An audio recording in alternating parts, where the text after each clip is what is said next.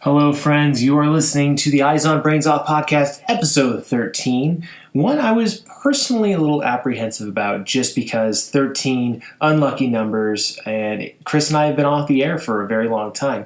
We apologize for that. Lives just kind of caught up to us throughout the month of August and early September, but we are back. And we are going to be recording episodes on a weekly basis and releasing on Fridays again. So I hope you enjoy episode 13, where we talk about the Defenders and start teasing a little bit of that Game of Thrones. We're pretty excited about it. And we also picked up a few new listeners on the way, so I want to thank you for joining us. As always, enjoy the episode and have a good day.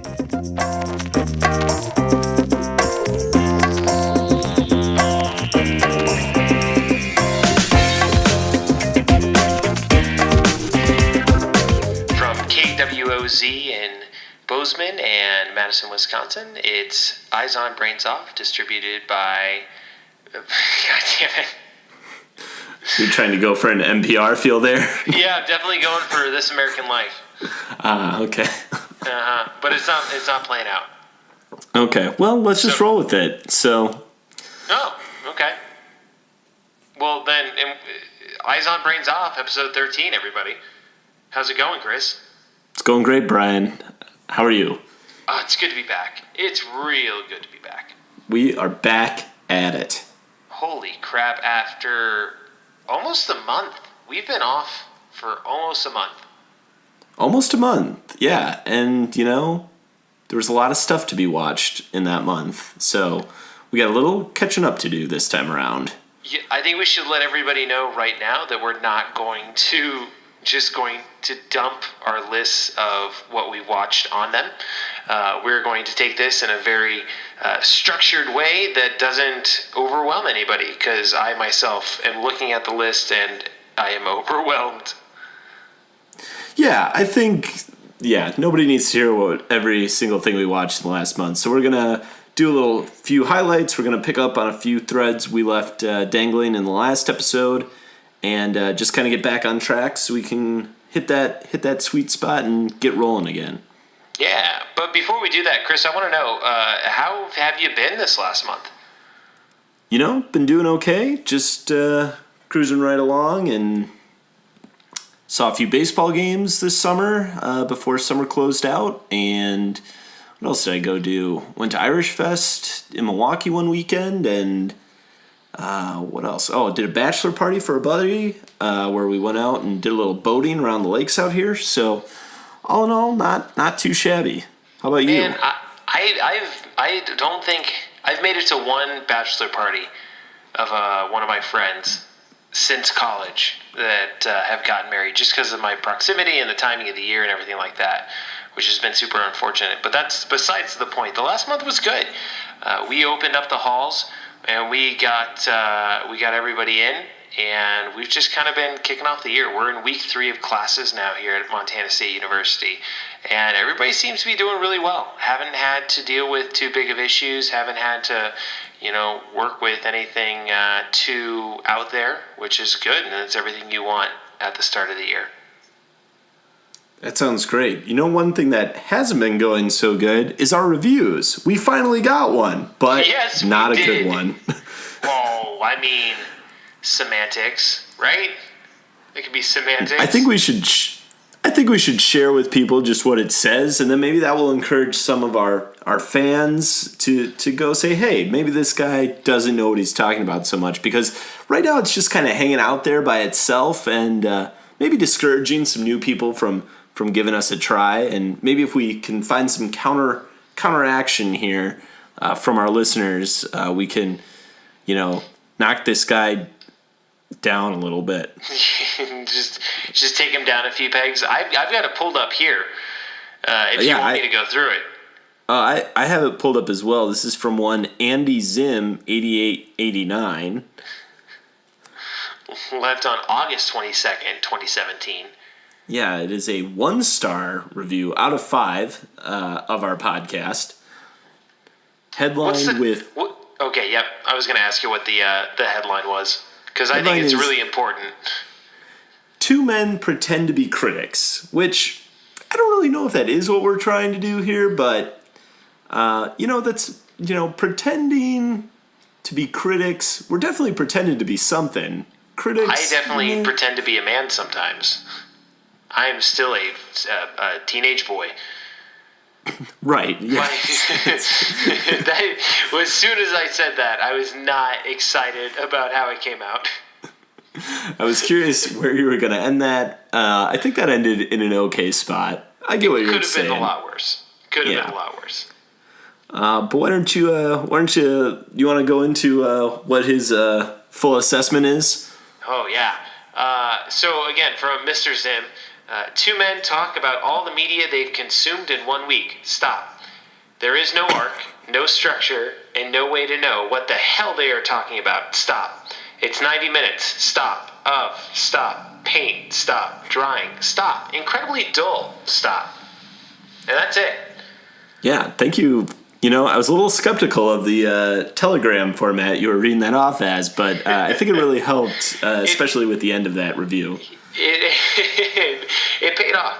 It paid off. I'm not touching this. You can't respond to reviews, but it does ask if this review was helpful, and I haven't touched it. Well, I just did. I said no. Okay, I'm going to click no too then. Thank you for the feedback. Not a problem. Yeah. So that's what one individual that we don't know thinks about the podcast. And, what's interesting, we haven't heard from a whole lot of people we don't know about the podcast. We hear from our friends all the time. Well, for the most part, all the time. And they say we're doing good. So I think that outweighs what Andy Zim is doing. So thank you, friends who have been listening and providing feedback. Absolutely. So, it's just one man's opinion. I'm sure people out there have their own, and go ahead and share them. And look, we don't need to have 5-star reviews. We're probably not there yet. But even a couple 3 or 4s would probably be helpful outside of this lone 1-star review that's hanging there right now. Yeah, start giving a 3. And once you feel more comfortable, give more. When you're ready, give more. Each star that you contribute to Chris and I gets you a place in Netflix heaven. Oh, Netflix heaven. Tell me more about Netflix heaven, Brian. Oh, well, it's great. You can stream anything you want in HD all the time. Is it like the Disney Vault? Netflix heaven? It is like the Disney Vault, but you're dead. Oh. But Walt Disney's not there, and unfortunately, Disney kept their rights to all their titles. So, if you want to go to the Disney Vault, then you have to die on a Disneyland ride. But it won't be a Netflix heaven. Well, Walt Disney's there. I think we need to get shirts that say "Take me to Netflix heaven." Netflix heaven, I think, is just where everything's available all the time. It's everything from all times. You can go back. I want to go back and I want to rewatch both seasons of Human Target from Fox. Do you remember Human Target? Vaguely. I remember that you liked it. Yes. Oh, it's fun as hell. It's stupid too. What show would you go back and watch that you can't seem to find anywhere else, Chris? Man, that's a good question. I feel like I was just thinking about this. I was just trying to find Nathan for You today, and it's not on Hulu anymore. But I feel like there was something else. ER. I can't find ER anywhere. I would love to go and binge watch early seasons of ER. With Noah Wyle? Yeah, but like the early seasons where he still had like Anthony Edwards and George Clooney, and like where like it was a real phenomenon, not like the later John Stamos seasons. Oh God, he did tail end that, didn't he? Yeah. Oh yeah, he brought it home. Yeah, they jumped the shark a few times with that show. Oh, for sure. Absolutely. Well, I mean, how many seasons was it on for? It was on for a while. I think it was more than 10. It definitely trailed off at the end, but they kept it going for as long as they could. Anything else on Netflix heaven that you're excited to watch, Chris? Nope, just ER. Just ER? Just ER. For a while it was ER and West Wing, and then West Wing became available, so I was like, well, now it's just ER. They're taking 30 Rock off Netflix here soon. Oh, really? Interesting. Yeah, they're taking 30 Rock off Netflix, and there's no way to get all of those seasons Or I mean, not on like. There's no Blu-ray box set, which I found surprising. Really? That is Yeah. surprising. I mean, come on. I mean, And- NBC treats its, long-lasting sitcoms very well, so you'd think that would have happened by now. Yeah, it could be too though that like I know, and eventually this did happen, but I know that Scrubs, like they kept being like, oh, it's gonna go off next month, and then they'd make a new deal and it would stay on for a few more months, and then they'd be like, oh, it's going away again. And they'd make it like that happened for like 2 years, and then before it finally got pulled. Yeah, I was gonna say Scrubs did get pulled. It is no longer online on Netflix But- anyway. Right, but I did find it is all on Hulu now, so Oh, okay. Well, little victories. little victories. Well, I would be excited to go back and rewatch some childhood TV shows that I can't remember what they're called and like who is in it and everything like that, and B, can't find it anywhere if I do remember what it was. oh, any specific examples? Oh man, yeah, there was a space show. It was basically Star Trek for kids, or maybe it was Star Trek Deep Space Nine. Hold on a second. The only reason I know how to look for it is I remember Jewel State from Firefly was in it. Oh man, that reminds me of another, like along those same lines. Like kid shows, like any of those like Disney block shows, like if you could stream those anywhere, that would be awesome. Like Yeah. original DuckTales, Darkwing Duck, Goof Troop, Tailspin. I own a couple DVD box sets of some of those, but just having the whole thing available would be awesome. And then there was this show, like for a while, NBC, their Saturday morning was Discovery Kids. And there was Yeah, this it show. Do you ever watch this show called Blake Halsey High? No.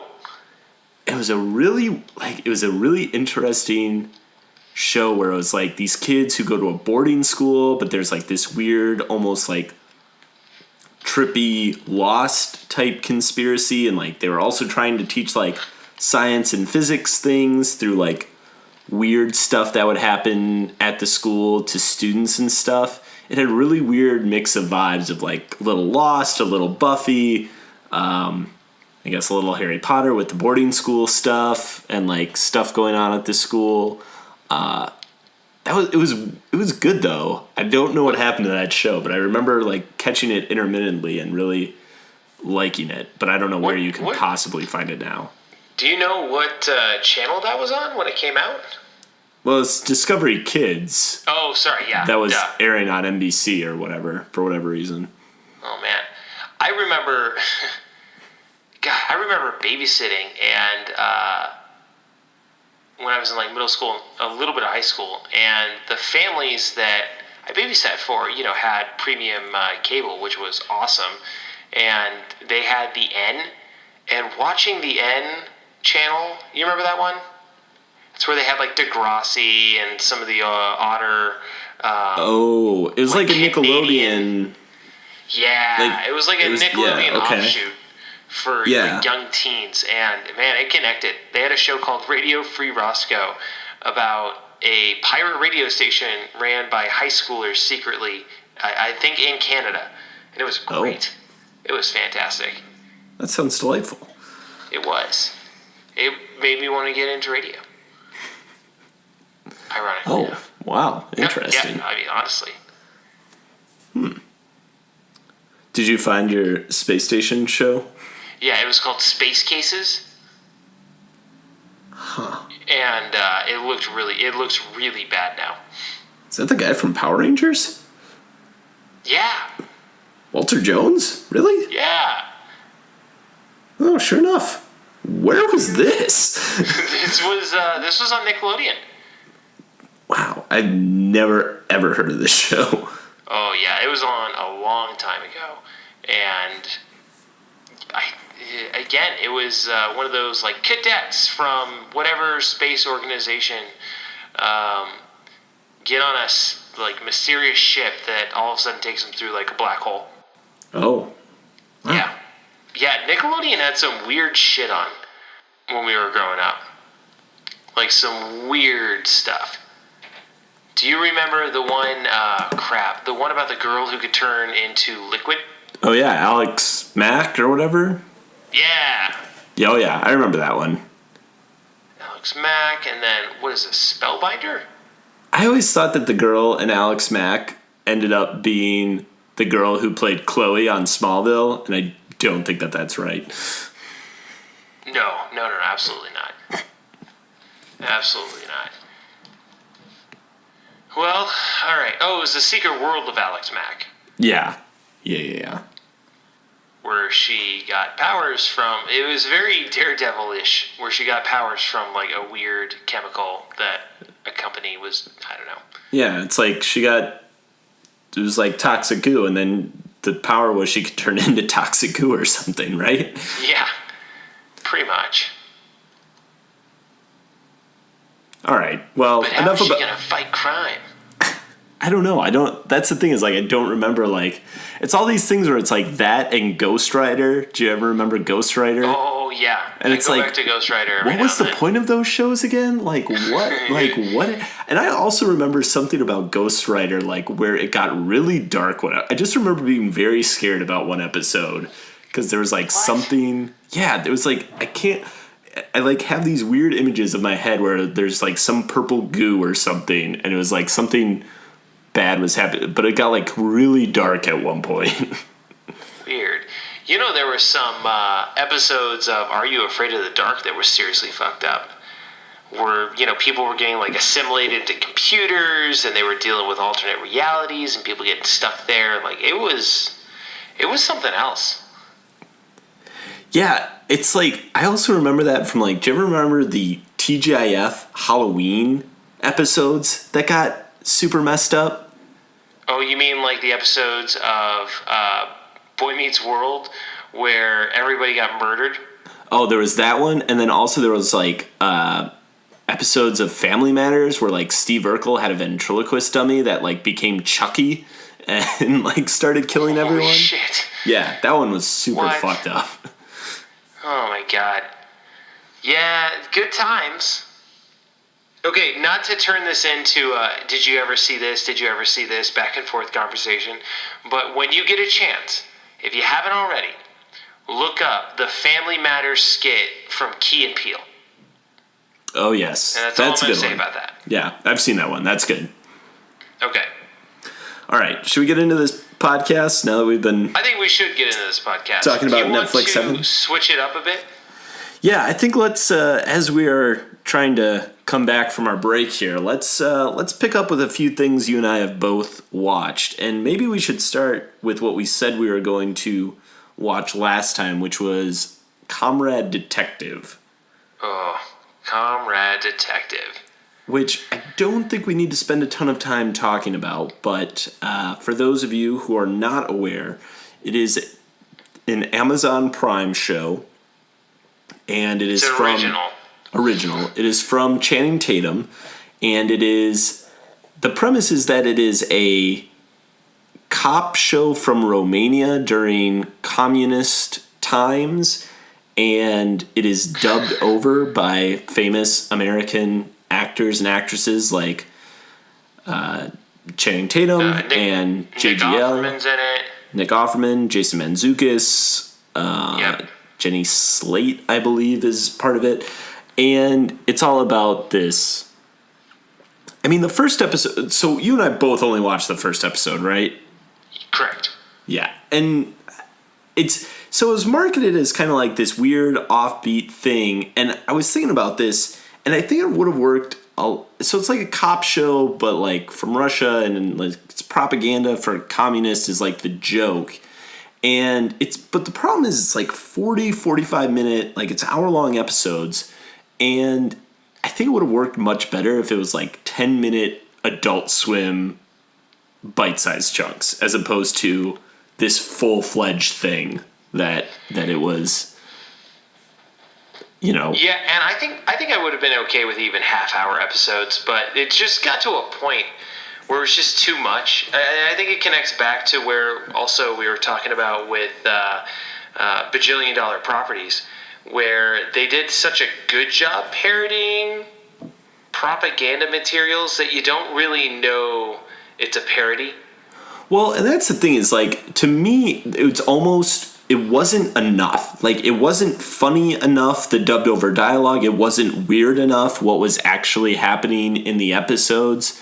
Like, it was a little too, for as unconventional as the whole setup is, it's like the plot lines itself were just a little too straightforward and not. Yeah. Because in the end, it was too subtle, is what it was. Yeah, it was still just.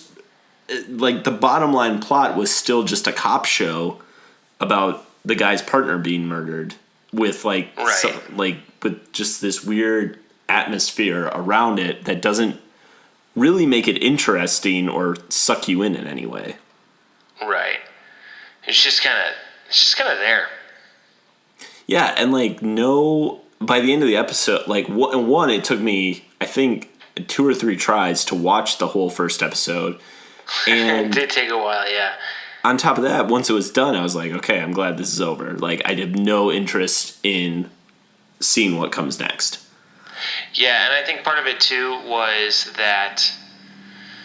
Oh, crap, I lost my point. Oh, it was really difficult to find out who was who as far as dubbing goes. Yeah, because... I think Channing Tatum's character was really kind of in the forefront and whatnot. But for a while, I thought that Joseph Gordon-Levitt's character was the first guy who died. I think he did both, though. That's what. Oh, did he? That's what I thought, No. because I thought the same thing. Is that I was like, oh, did he just do this opening character that gets killed? But I think then he just comes back and does the new character that gets introduced too. Yeah, why not? Yeah. So he's getting the paycheck. Right? I don't know. He and Channing are buds, so I guess when your buddy When asks... did that happen? Can we have that conversation? I believe it was a movie... Oh, crap, what was that movie called? It was like... mid-aughts, and they were in this movie together, and it was like about soldiers coming home from Afghanistan or Iraq or something. Oh, you mean, I know which one you're talking about. You're talking about the first G.I. Joe movie. I am not.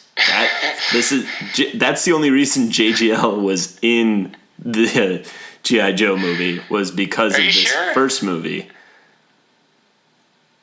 Yeah, Okay, I'm trying to... What is this movie called?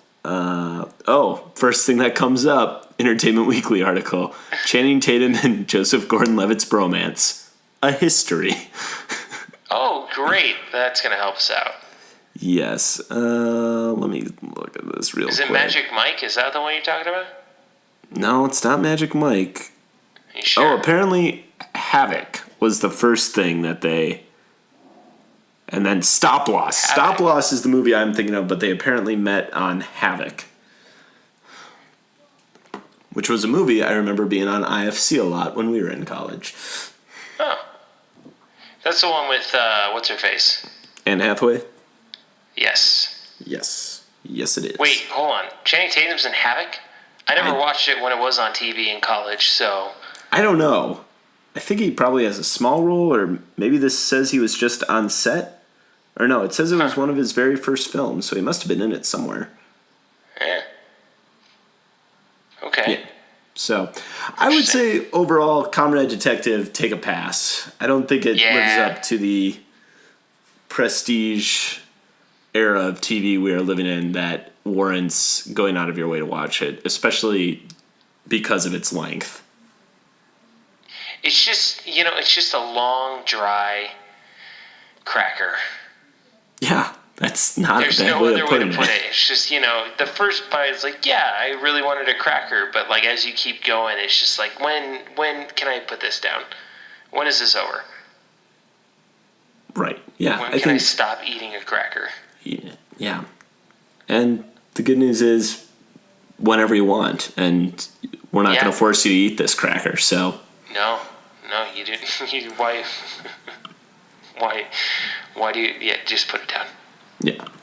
So, with that being said, I think we should move on to another item that we both watched, which was Netflix Marvel's The Defenders. No apostrophe on that last one. No, there's not. And God, The Defenders was something that you really wanted to come out swinging. You know, it had such a good setup with Daredevil and Jessica Jones, and an okay setup with Luke Cage, and a really not great setup with Iron Fist. And if there's one thing I will say that I want to say first about The Defenders is that the Iron Fist is still a dumb, stupid character. In the Marvel Netflix world, I will agree with you. He's a little better put together in the comics, or at least a little more interesting and fun. But yeah, I think, overall, this Defenders idea, which is pretty much the, trimmed down version of the Avengers for the Netflix series, which in theory is a good idea, especially when you have, 3 out of 4 of the actors that are going to be your main cast really knocking it out of the park. I mean, regardless of the Luke, I know I think I liked Luke Cage a little bit more than you did. I still don't think I didn't hate it. Yeah. I got through it. Iron Fist was just real tough. But Luke Cage, it was definitely something, it definitely turned into a cracker, if you will, where it's just like, when's this going to be over? It goes off the rails a little bit towards the end. Right. Luke Cage does, but I think it brings it back. Mike Coulter, who plays Luke Cage, I think is phenomenal in that role. And you have Kristen Ritter, Charlie Cox, Jessica Jones, and Daredevil, all doing a great job. And you have a lot of confidence going in that, okay, yeah, this is going to be a lot of fun. We're going to bring these people together. We're going to see them beat up on some bad guys. We're gonna, it's gonna be fun. It's gonna be a fun, shorter Avengers. Right, and then you bring in, you get a big pull like Sigourney Weaver to come in and play the big bad. That looked very promising as well. And you've got good mythology behind it, or at least decent mythology behind it. You got Scott Glenn. Scott Glenn's a badass. Yeah, and to your point about the mythology, you have some nice setup about like what they're actually going to be facing, and the mystery around it. You're excited for what that payoff is going to be, and right. I think just overall, just does not even come close to paying that off. And I think I watched this a couple weeks ago, and the more I've thought about it, the less I like it, and I think I might even like. I think I might even like Iron Fist more than I like this, just because at least Iron Fist was not good, but it was very consistent in being not good, where like this was just a mess from start to finish, I felt. Yeah, it didn't, it just really wasn't that great.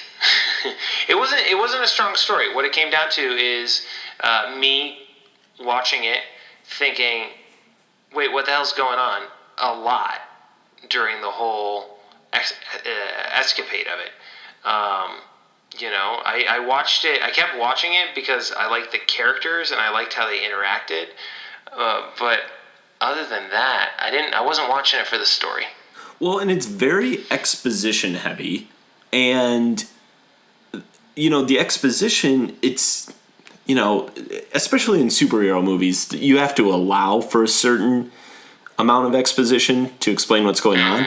But they were explaining things and being like, well, this is why this is happening, as if like, the audience is supposed to go along with it. Like, that's the whole point. Like, okay, yeah, all right, we'll buy into that. But I just didn't buy, like, none of it made any sense, because the whole idea is that they are trying to save New York from this evil group called the Hand that Sigourney Weaver is leading. And you keep trying to figure out, okay, how are they going to bring down New York? What's the threat here? And, there's this big hole that was in the second season of Daredevil that gets tied into it. But the bottom line is that there is a dragon skeleton underneath New York that they're trying to get the bones Unearthed. from Yeah. to turn into a serum that helps them live forever, which, like, okay. How's that gonna bring New York down? Right. But yeah. What's the plan here? Yeah, there's no explanation. And I thought, like, I had missed something. I just remember watching it and, like, the show ending and being like, wait, like, when was I not paying attention here about when they explain, like, how this destroys the whole city by them just digging up these bones? And the answer is they don't. I was, like, Nope. just reading online reviews to figure out what I missed, and the answer is I didn't miss anything. You didn't miss anything. It's just not well plotted. Nope. It's just a mess. It comes back to being a mess.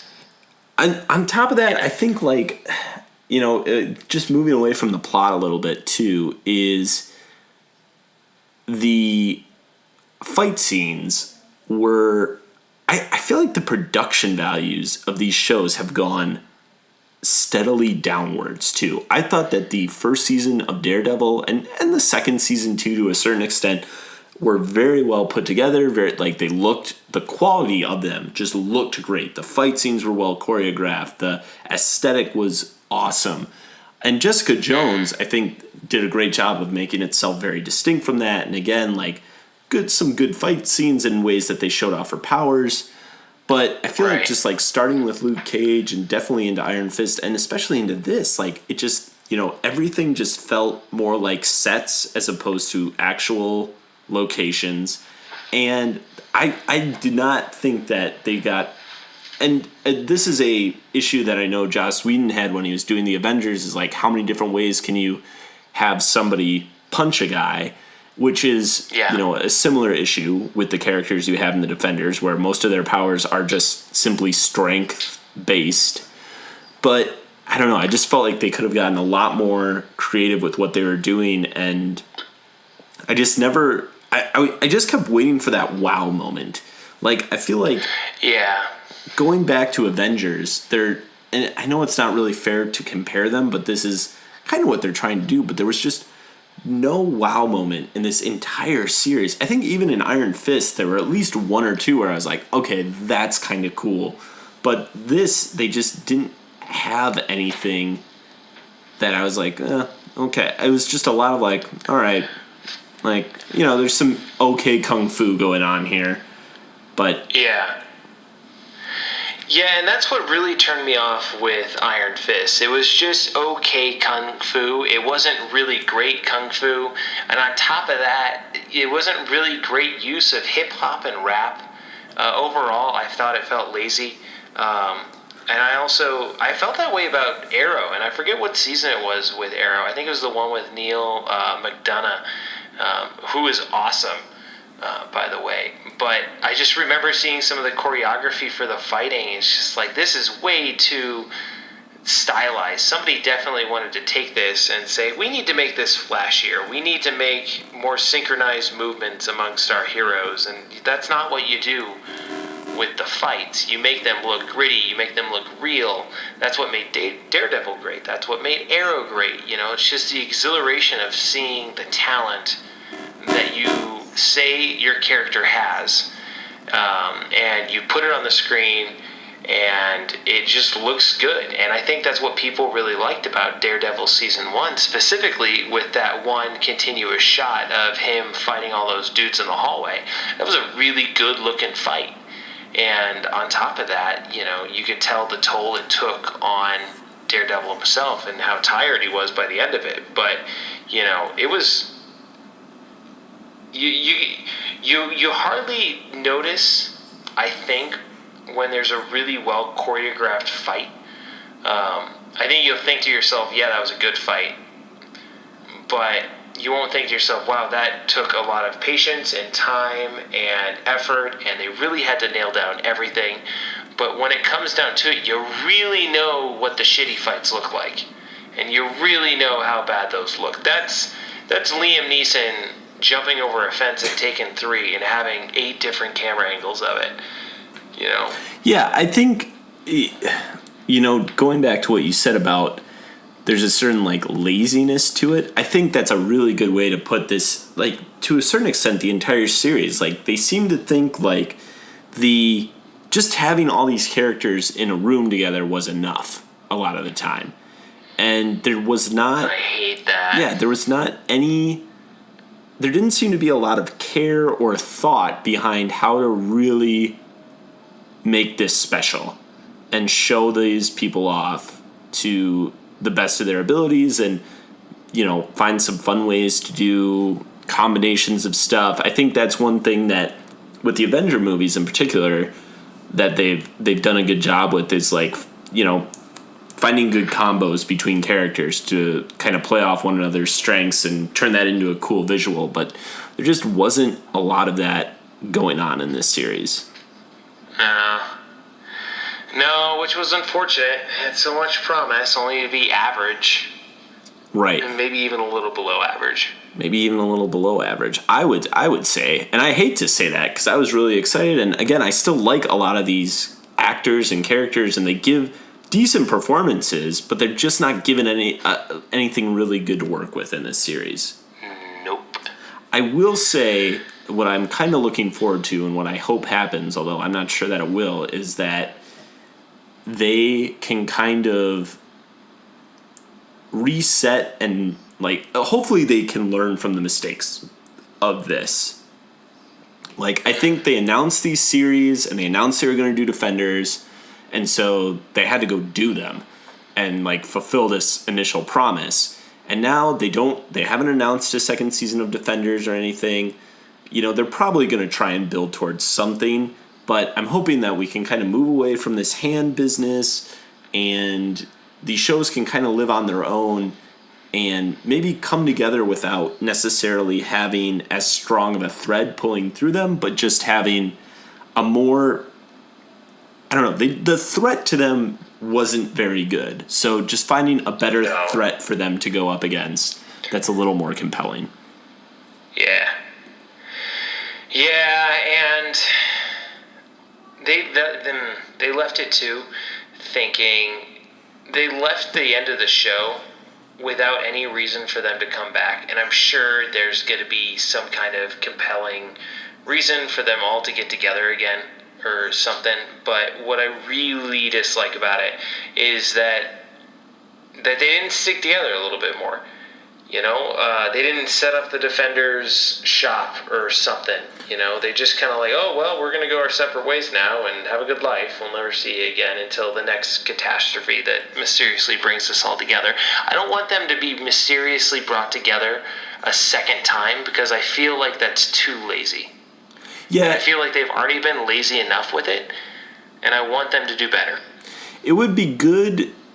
I think they just need to put someone in charge that isn't Iron Fist to actually, like, you know, I think it's a little tiresome to do this whole petty, oh, I don't need anyone to work with. Like, I think it would be much more interesting if one of them, you know, the next time around came up against something and was like, oh shit, and like went and actually reached out, and like, as opposed to everyone being lone gunmen, and then just begrudgingly working together. I know there's like something more interesting from a tension perspective, but, you know, bottom line is we like seeing these characters together, so we don't need them to be sniping and, you know, quipping with one another the entire time. Like, have them form some real relationships with one another and build off that. Yeah, absolutely. You know, I mean, the banter between Daredevil and Jessica Jones was fantastic. I want more of that alone. You know, have some crossovers between their own shows. You know, there's no reason, you know, Luke Cage can't make another appearance in Jessica Jones, or, you know, Iron Fist can't show up in Daredevil. Absolutely, yeah. I think it's, and yeah, it'll be interesting to see where they goes. I mean, we know there's Punisher that's gonna come out yet this year, and then I think there are three. I think Daredevil season 3, Jessica Jones season 2, and Luke Cage season 2 are all in production right now, if not one of them. So those will all be coming out in the next year. And hopefully, maybe that turnaround comes a little bit quicker with how they put all these people together. And, I think Punisher will be a really interesting experiment for them to see how they can maybe spin off some other characters, or at least introduce other characters on shows. Like, I would love to see, like, Moon Knight would be really interesting, especially if they did like a version from Warren Ellis's run a couple years ago where he was more positioned as a guardian of travelers. Like, I think playing off that could be really fun. And there are just some other, like, kind of C-list heroes that I think could be introduced to this New York world. But oh, absolutely. I mean, New York is supposed to be teeming with superheroes. And I remember a comic of Nova Corps where Spider-Man's talking to a new Nova Corps guy, and he's like, listen, Spider-Man goes to the guy, you can't set up shop in New York, okay? See, Iron Man already flew by, and it hasn't even been 2 minutes. You're going to be stepping on toes and getting in people's way left and right. So, take something like Chicago. yeah, no reason not to be more global. Let's start seeing that. Yeah. So I would say. What other? Go ahead. Those are the two things we wanted to watch. Yeah, I would say final word on Defenders just being that, if you've liked the other Netflix shows, this is an okay watch, especially since it's only 8 episodes as opposed to the 13 of the other seasons. But just I would go in with pretty tempered expectations. Enjoy yourself, but don't expect too much. Yes. Yeah. But yeah, as you said, I mean, those are the two big things we wanted to talk about since last time. But we have a few other things. I think we'll try and keep this episode relatively short, but I think we can chat about a few other things we might have watched that we might want to highlight for our listeners before we get back on track for next week. I mean, is there any other? We've been talking about TV mostly. Do you want to continue the trend and talk about maybe a few other things you watched? Yeah, I will say. So I've been rewatching a few things that I'll just mention briefly. I rewatched Band of Brothers, which I always try and rewatch Band of Brothers once a year, and sometimes I watch it. I'm like, I don't know. I watch anything else ever because it is just. It's so good. It's so dense.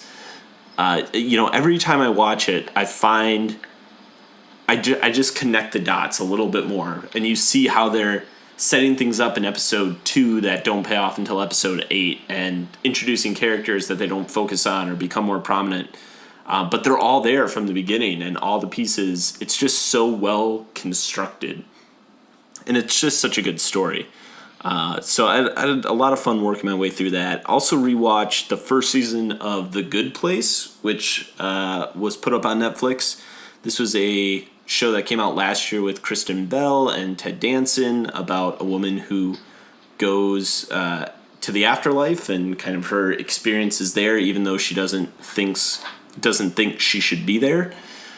And it's a really good comedy. It's one of the better half-hour sitcoms that have premiered recently, especially on network TV, and just really easy to breeze through. I think it works a lot better being able to binge it than necessarily watching it week to week, even though it is very good week to week still. But yeah, definitely before this next season starts, which I think is in a couple weeks, if you're looking for something, it's a pretty quick watch, only 13 episodes.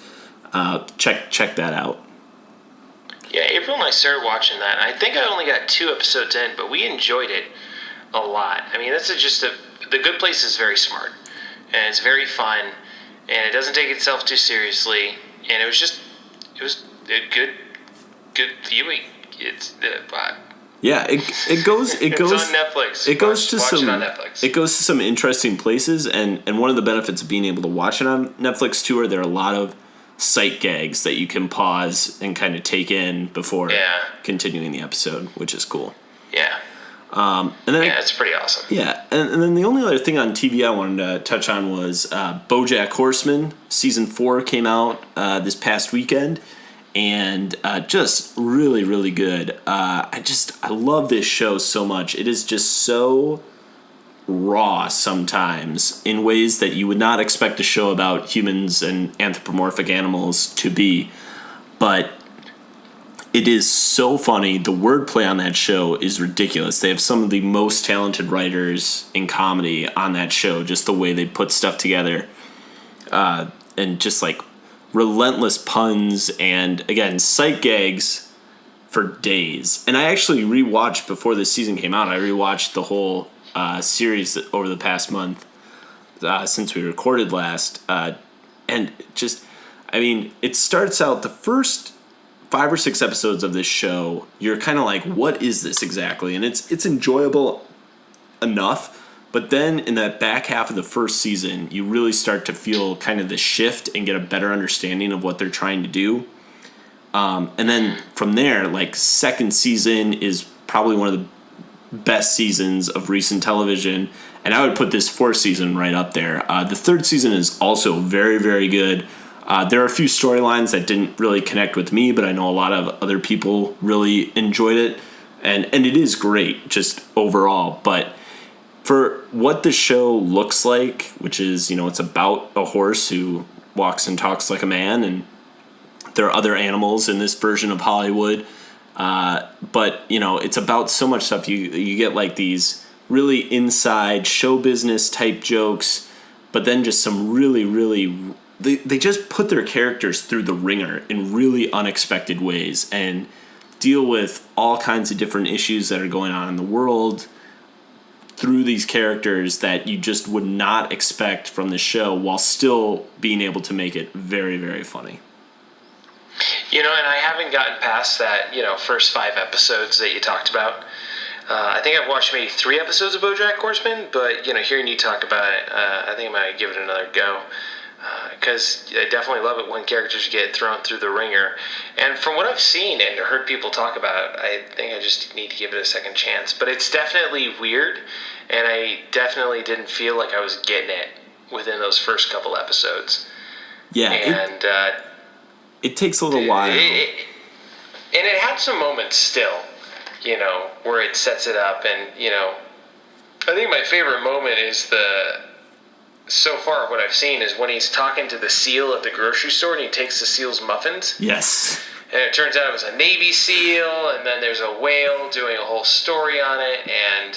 Yes, which also, I mean, that's the other thing about this show, is that the voice cast talent that they get for this show is through the roof. Like, they like, have their guest star, like, the whale, they have this whale who works on MSNBC, C being SEA, and he's voiced by Keith Olbermann, and just like so funny. But then, you know, they got all these kind of people that you would not expect to be on this show, especially this latest season. They have Paul Giamatti, Matthew Broderick, Vincent D'Onofrio, just Hannibal Buress is in an episode. Just a crazy cast of talent that they get to come in and do these guest voices where they're either playing themselves, a version of themselves, or just like minor characters, and it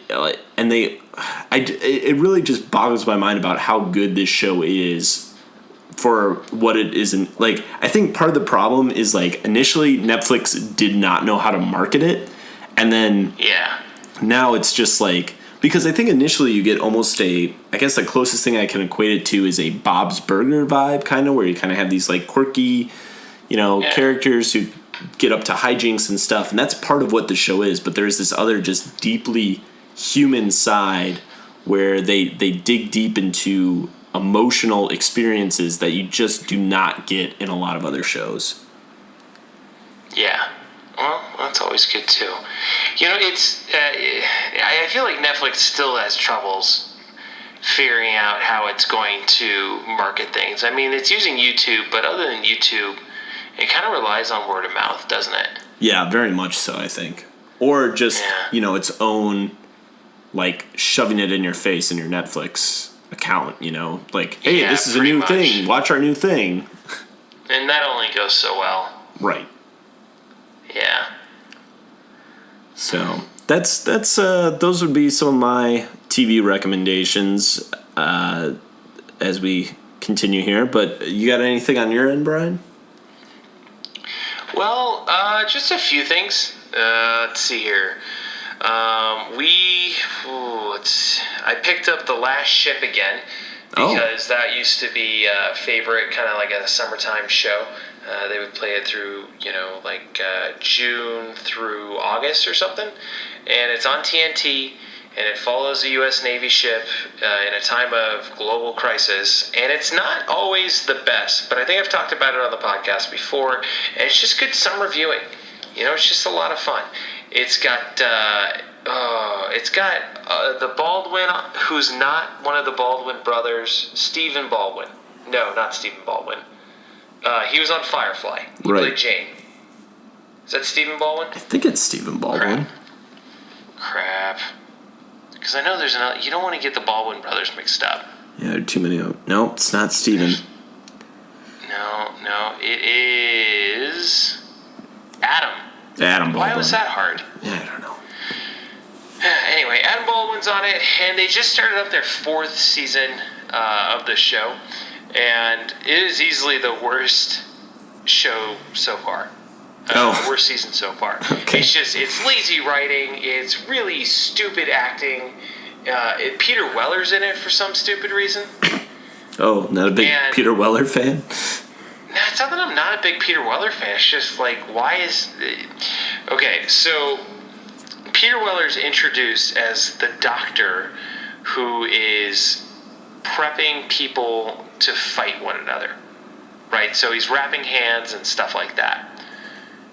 And this is in a small Greek island. Ooh. And in the conversation he's having with one of the main characters, he's talking about philosophy. And he reveals that he was a philosophy professor before, the world got thrown into chaos and stuff like that. And then, by the end of the episode, apparently he's really good with botanics and botany. Okay. And my guess is that he's trying to engineer something that controls people's minds. And it just seems like they've been jumping the shark a whole lot in the show. And it's just not going well for him. And on top of that, I think they're trying to nerf the power that the ship and how good everybody is by throwing them into really stupid situations. Wait, they're trying to what? Nerf it? Have you heard that term? No. Nerf? When something gets nerfed? Okay, I hear this. I've heard this term a lot playing video games. And when a game's released and there's a multiplayer or something like that, I think the best example is the. And you might not. I'm connecting with the listeners, Chris. But in Halo 1, everybody loved using the Magnum pistol because it was overpowered.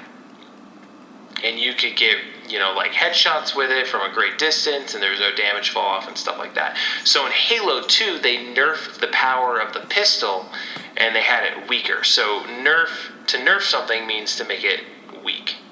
Does that make sense? Yeah. Oh, can I talk now? Are you done connecting with the listeners? Were they supposed to respond? It was rhetorical, so whatever. So they're trying to nerf the ship, and they're trying to make everybody seem clever and get through problems and whatnot, but they're just dumb problems. I'm gonna stick with it just because I can. You're too deep, and I'll probably give it up. Yeah. If it doesn't get any better. Okay. Well, that's too bad. We'll see what happens. Yeah, it is what it is. Let's see here. What else do I want to talk about? I started watching a show on YouTube. It's one of these YouTube Red shows, and it was the pilot, and it was for free. It's called Good Game, and it's done by the people who make the Game Grumps series on YouTube.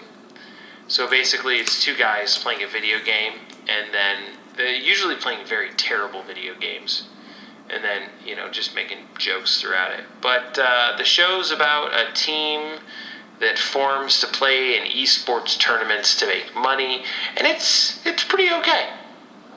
It's certainly not the best, certainly not the worst, and I'm not going to get a YouTube Red subscription for it, but I'm glad they're making something that they like. And it was co-produced by Dan Harmon, of all people. Yeah, so funnily enough, I actually had a friend also recommending this show to me recently, and he said the first episode is just so, but he said the second episode is like one of the better episodes of television he's ever seen. Oh, very nice. And it just gets better from there. So, that's one I've been meaning to check out as well. Are you going to get a YouTube Red subscription? No. No, I'm not. Does our friend have a YouTube Red subscription? Possibly. He must. I don't know. If you watched the second episode of it. Or a free trial or something, maybe. Oh, yeah, there's that, too. Yeah, Game Grumps is a pretty solid YouTube series, though. It's just, again, two guys playing games, and, they make so much of it that, some are going to be better than others. But I watched their playthrough of a lot of Breath of the Wild, the new Zelda game, and I thoroughly enjoyed it. Especially since I'm probably never going to end up playing that game. Not because I don't want to, but because I'll never own the system and the means to play it. Sure. So, watching these two guys play it was pretty awesome. And entertaining. And then the only thing else, I started watching Veep. April and I started watching Veep. Nice. So good. Yeah, I've only seen, maybe the first 2 or 3 seasons, but yeah, loved it. Really, really good. Oh, as a tall person, I don't relate with Jonah at all. Because, he's an asshole. But I do love the jokes that they crack at him for being so tall. Hey, you're going to have to bend over to pick up that paper. Make sure your ears don't pop. It's just some really creative zingers that nobody in my middle school would have come up with. Ever. Yeah, it is sharp. It is super, super sharp. I guess, yeah. I think the guy... It's just with it. Yeah, who started that show also did, and I'm going to blank on the name, The Thick of It, the British political show with Capaldi, which is also like where that just sharp, biting humor comes from. Yeah. No, he honed it well. He's got it down. Not to mention, no, it's just a good show. So I look into it. Yeah, good stuff. You have the means. Yeah. All right. Where do we go from here, Chris? It's been so long. I know. Well, let's. I'm more or less ready to close down here. I will end with a short movie recommendation. Summer movie season is now over, and one of the last things I saw was War for the Planet of the Apes, which is the last of this trilogy of kind of semi-reboot, the Planet of the Apes franchise. And I really like these movies. I don't own any of them, but I've watched each of them, and they should not work. The CGI monkeys, and there's a somewhat over-serious tone to these films that just should not work, but somehow they just get you so invested. It's just everything is so well acted, from the motion capture to the human actors that they bring in, and then just really just well put together plot lines, not overly complicated, but really good, just engrossing films. And this one was, I would say, not my favorite. I think the second one, which I believe is Dawn, I think it goes Rise, Dawn, War. But the second one is very, very good. And that one has Kerry Russell in it, I believe, is one of the humans. But just, it's a really solid trilogy of movies. And if I ever came across them as a really cheap 3-pack, I would probably pick them up. But a nice, the movies, you and I were talking about this a little bit before we started, but the movies I saw this summer, I really, really enjoyed. I only saw one kind of crappy movie this summer in the theaters, and that was just a really good movie to kind of end the summer on, where it has some good spectacle, CGI, but also just a really good story, and Some fun humor. Steve Zahn plays a new monkey in this movie, and he brings a nice little dose of comedic relief to it. So definitely check that one out when it comes out to streaming and home video options. But yeah, that's kind of my movie recommendation this week. And I got one too from the summer. And it was something that I've been kind of wanting to watch because, just a morbid curiosity. So April and I rented it. It was Alien Covenant with, I'm blanking on names, but Danny McBride is in it. Yes. And I will say that I love me some Danny McBride in this movie. I've heard mixed things about this movie, but I've heard he's pretty good in it. He's pretty awesome in it, and he's not the over-the-top comedic relief either. He's pretty solid, and he's pretty tempered throughout it, which I think is pretty good for him, and was surprising to see. But and I know there were some mixed things that a lot of people had to say about it, but overall, I liked it. I thought it was a good addition to the Alien franchise. I think it was well put together. It was actually directed by Ridley Scott, which surprised me. I thought he just had a producer credit or something like that, but he was directly responsible for this. And by the end of it, there wasn't a sole focus on the aliens, which I liked. And by the end of the movie entirely, I felt very unsettled, which I guess was a mission accomplished for the movie. So good for them. Good job, Alien Covenant. Did you see Prometheus? I did see Prometheus, and I did like it more than Prometheus. Okay, interesting. All right. Billy Crudup's in it. I'm actually going to pull it up. I'm going to pull up the cast. I'm going to tell you who's a dumbass and who's not, okay? Okay. All right, 1 second. Just bear with me. Wait, let's make this more fun for me and everybody else. You say you say the name, and I will guess, and you tell me if I'm right or not. Okay, Catherine Watterson. Dumbass. Not a dumbass. Damn it. Not off to a good start. All right. Okay, all right. Billy Crudup. Oh, you just told me this one. Dumbass? Yep, big dumbass. Okay. Holy shit, he's a dumbass. All right. Danny McBride. Not a dumbass. Not a dumbass at all. No, very good. I don't know if you're going to know these next couple, and by next couple I mean the rest of the cast, but we're going to go through them anyway. Damien Bichir. Sounds like a red shirt. Dumbass. Makes it through most of the movie, but I'm going to go middle ground on him. Okay. Okay. All right. Carmen Ejogo? Not a dumbass. Dumbass. Damn it.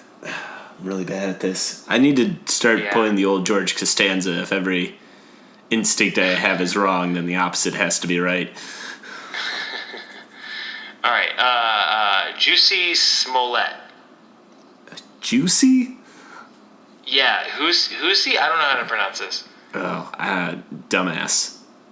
No, not a dumbass. Brian, you made this game sound like there were going to be a lot more dumbasses than there seemed to be.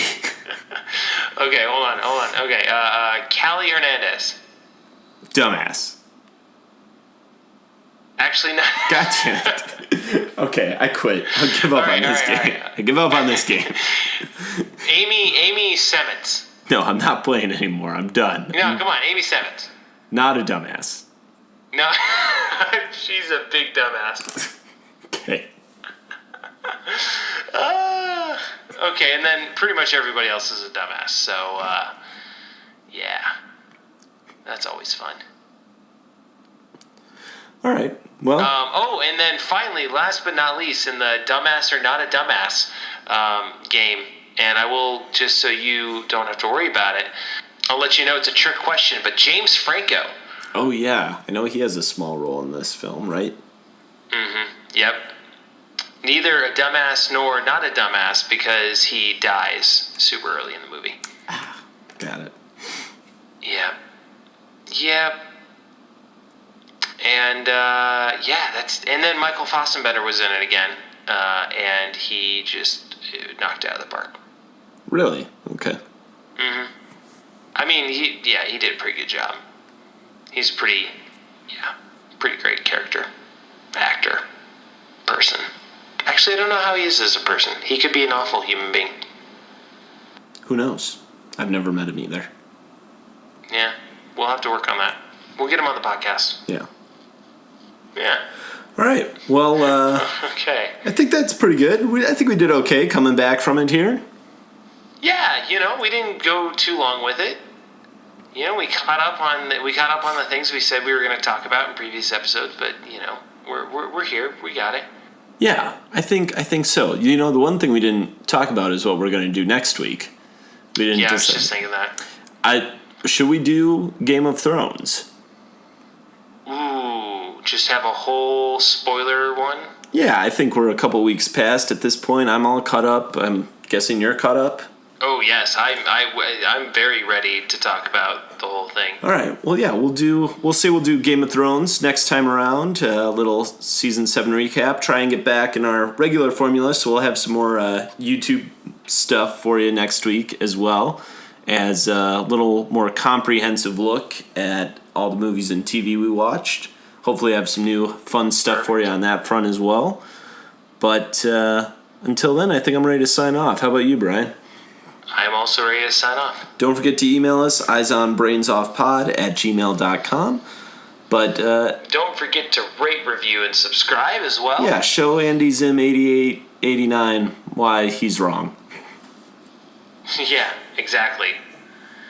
Or yeah, never mind. Yeah, just show my wrong. Yeah. Okay. All right. Okay. Well, thanks for listening as always. I've been Chris. I've been Brian. We'll see you next time. It was nice talking to you. Oh, sorry, go ahead. Yeah. All right. Well, now we've just botched the ending, but Yeah, that's it. that's it. We're done. Goodbye.